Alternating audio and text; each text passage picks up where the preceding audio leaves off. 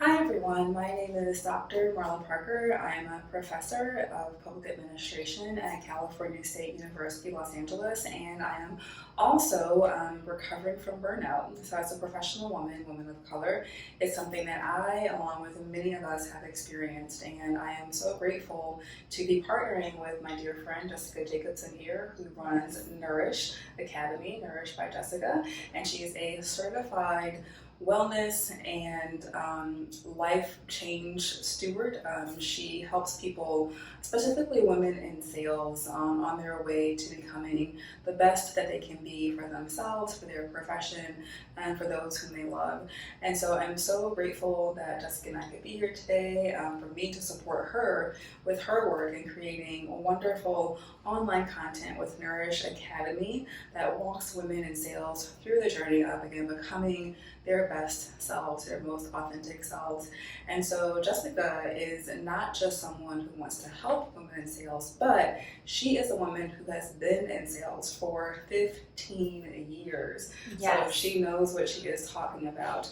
So Jessica, let's start. Yes, I'm so excited to be here. Me too. Marla's a dear friend of mine.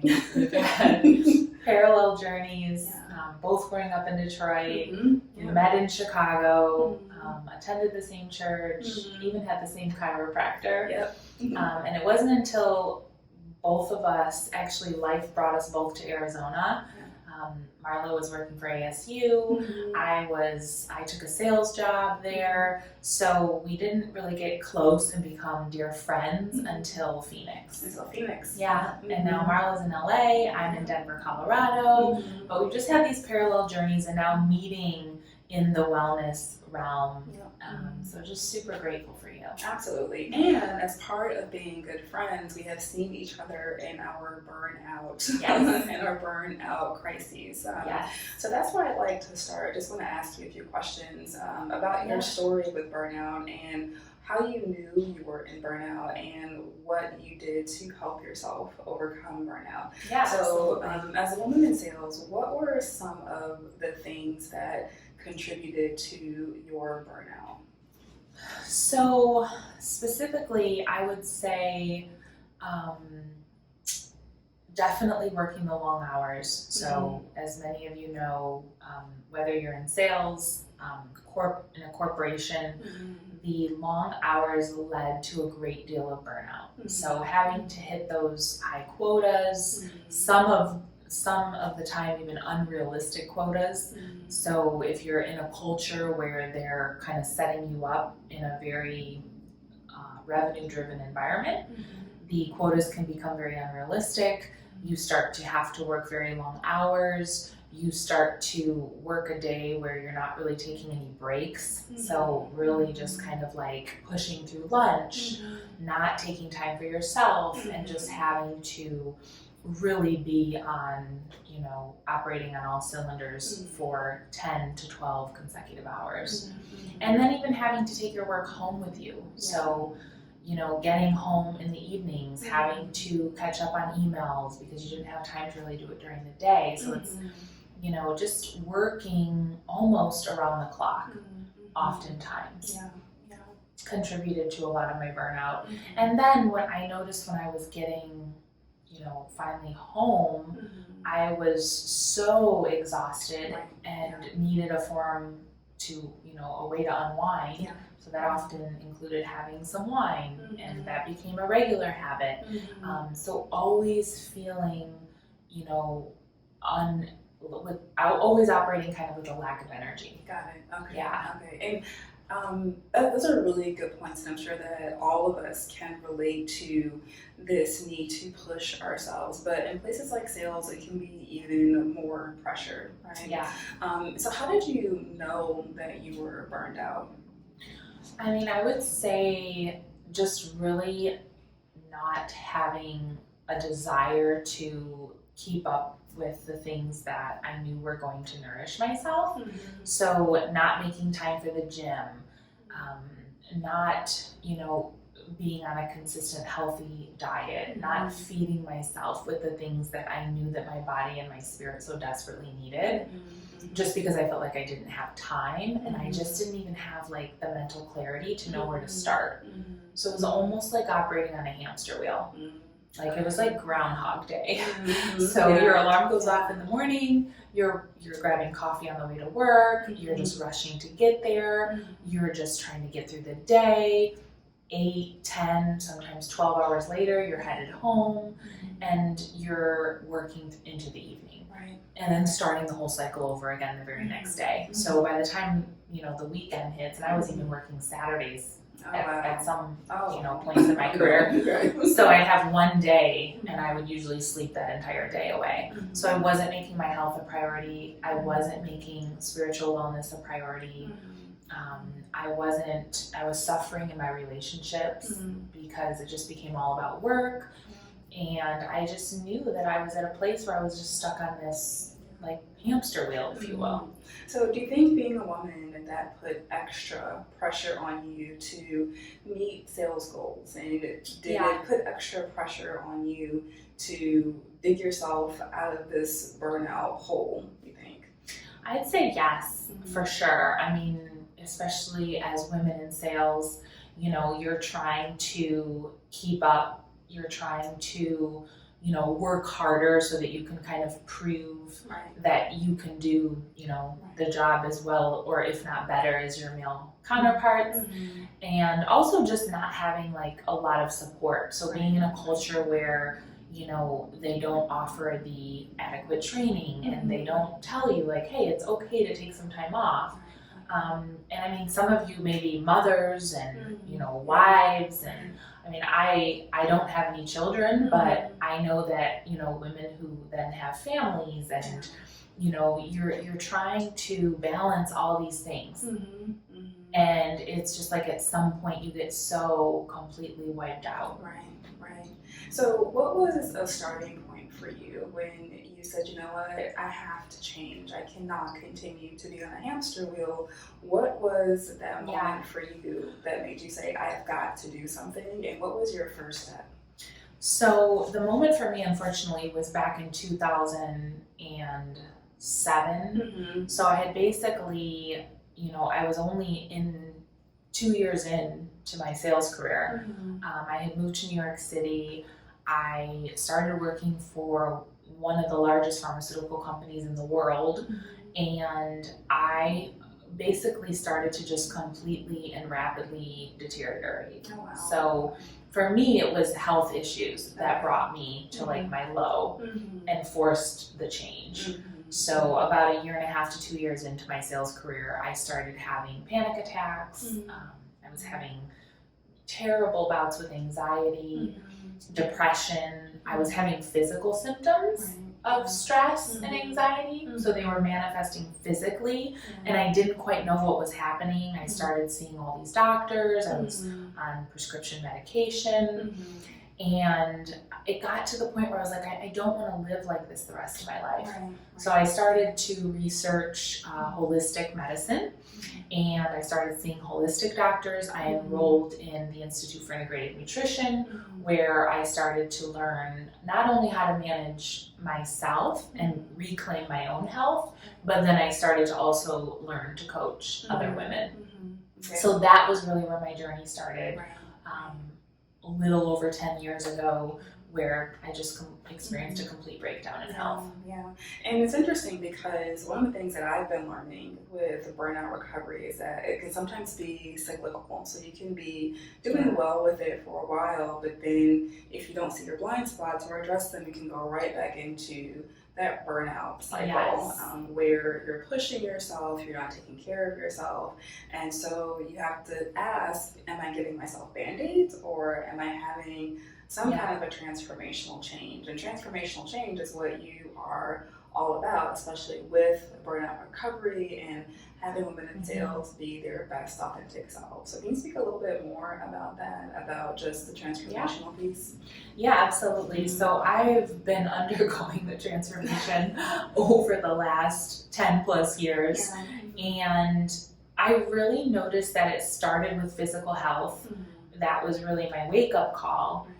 And once I started to really focus on my physical health, so after going through, the institute and being back in school for a whole year while working my sales job, and just getting that foundational education in health and wellness, mind, body health, I started to notice that my mind became clearer. So as I was feeding my body the nutrients that it needed and really just starting to address the physical, my mind became far more clear, and I really started to desire to have more of a spiritual practice.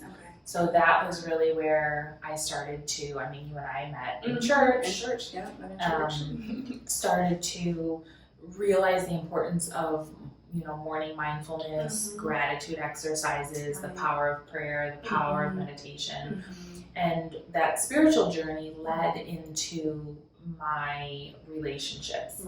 So I started to desire healthier relationships, and once I started to have healthier personal relationships, I was able to take that into the workplace. So having healthier relationships with my clients, my superiors, my colleagues, and that ultimately led me to wanting to start Nourish. Awesome. Yeah. That's so it was wonderful. just, it evolved over time. But it all kind of started at the foundation of health. And you have these different steps and different parts of your framework, and that spirituality piece is super important. And what you're talking about with meditation and with prayer, that is irrespective of religion, right? Correct. And it's something that is universal. And so for you, it's more about relationship. Exactly, more about relationship and just nourishing your inner self so that you can be the best you can be. And you and I have talked about prioritizing ourselves and choosing ourselves, and that's a really important component with burnout recovery, is saying I'm going to take the first step and the necessary steps to be better. And what was it, or what were your thoughts about choosing yourself, and was it harder for you to choose yourself as a woman in sales? I would say yes. Marla, you know about my background a little bit more than most. But I grew up in an environment where I wasn't really, I didn't have a lot of self-worth. So I, at a very young age, started getting in, unhealthy relationships, and not to go too deep, but have a history of some abuse, also just being in very toxic environments, battled with a lot of drugs and alcohol, and a lot of the things that some teenagers are fortunate enough to avoid. I was fully submersed. So I think a lot of that affected my self-worth. I was able to get out of that environment. I moved to Colorado at a very young age, and the journey really took me to a place of self-worth. So as a young woman in sales in my early 20s, I didn't value myself, I think, and I learned over time and over deep reflection to really value and honor myself. So now I'm in a far different place than I was back then, but I think being a woman in the workplace, being a woman in sales in a very, what's often very male-dominated industry, not having equal pay, oftentimes even facing challenging things like sexual harassment in the workplace. So there's all these different things that you can face as a woman in the workplace. And learning your self-worth, learning your value, learning to genuinely love yourself, putting in the work to really start to heal and peel back some of these layers, really allows you to just be your most authentic self in and out of the workplace. And it gives you that permission almost, and that space to take the steps necessary to care for yourself, but to also go on the path of transformational burnout recovery as well. So you are going beyond saying, I am not the numbers, right, in the workplace, especially in sales where it's so numbers driven and you have these quotas. And I can imagine it's very easy to attach your self-worth to, did I meet my quotas, did I go beyond my quotas, and things like that. Your self-worth comes to oftentimes be solely based in how you're performing. Right. And when you're in a culture that only focuses on the numbers and doesn't ever focus on the individuals and individual growth, then you can very quickly start to really evaluate your self-worth based on how you're performing. Right. And that can obviously quickly lead to some very big issues. And so you've not only been on the ground floor with sales, but you've also been a leader in sales as well.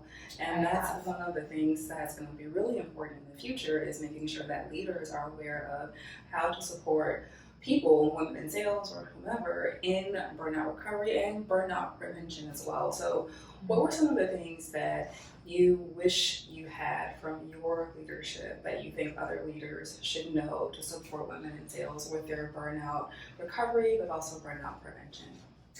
I would say, adequate training is huge. So really setting your team up for success through adequate training, resources.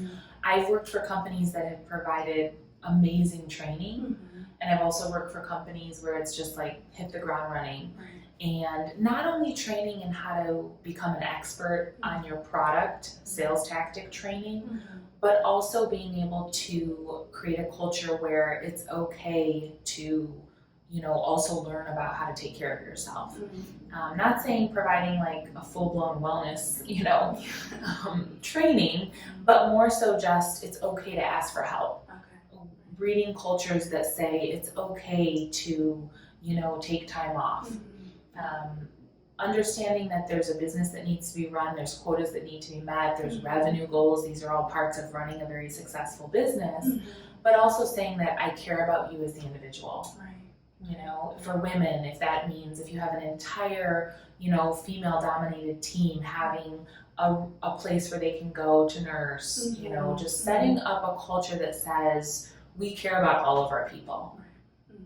That's good. That is very, very good. So, putting yourself in a position of a leader, right? What would be, this is for everybody, for every leader to think about this. You have your own sales team. What would be some of the things that you would do to support your team in their burnout prevention and recovery?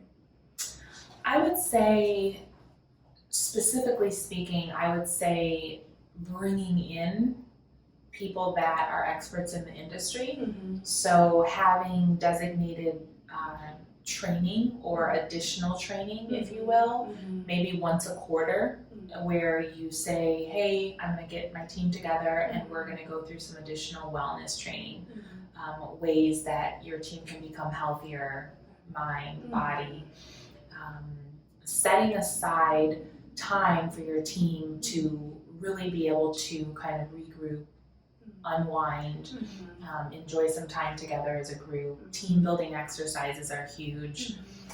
Maybe that includes, a once a week happy hour or a day at the spa.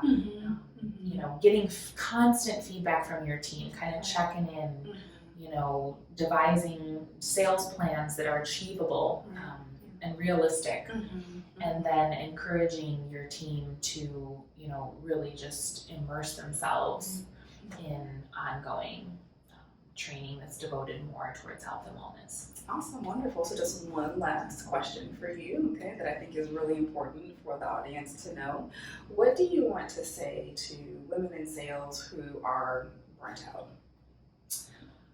I really want to tell you that it's extremely possible to take yourself from the burnout phase into a place where you are healthy, where you feel like you're living from a place of authenticity, where you're getting to the root of what matters the most to you.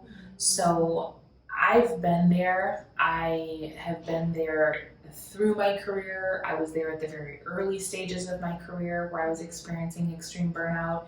And then I would have my bouts with it throughout my 15-year career in sales. And now I'm in a place where I want to help women who, are in similar situations of what I was in. So just knowing that it's very possible, change is very possible. And it really just starts with recognizing it. So becoming aware of the areas that you are heavily, burnt out or if you're experiencing these types of challenges, and then really deciding that you're worth it. Yes. So really making that conscious decision that your family's worth it, your career is worth it, you know, all of these things that you're experiencing right now are completely, you know, you're able to get through it, and you're able to really have the life that you want. Right. So choose yourself. Basically, choose yourself. Know that you are worthy of choosing yourself, and it takes one step. You mentioned the mental clarity piece, and I can relate to that too, because with burnout recovery, it does take some mindfulness and it takes some intentionality, but just thinking about doing something, it seemed like extra work, and I thought, I don't have the capacity to do this, the desire, I am just exhausted. But if you take that one step, and especially as you have help and assistance and mentorship and guidance, it is so possible to overcome these humps and to create the life that you want to create, that you want to have. And it's a life where you feel fulfilled and you're not on a hamster wheel. So so again, choose yourself. So thank you so much, Jessica, for sharing. Yeah. It's been such a treat. I know. And so great to just reconnect. I know we're both really passionate about a lot of the same things right now, so excited for everything that's to come. Awesome. And so you'll be hearing more from us at a later date, because we have something special in store for you. But in the meantime, be encouraged. Know that burnout recovery is possible. Share your story, ask for help, and we will see you soon. Thank you. Bye.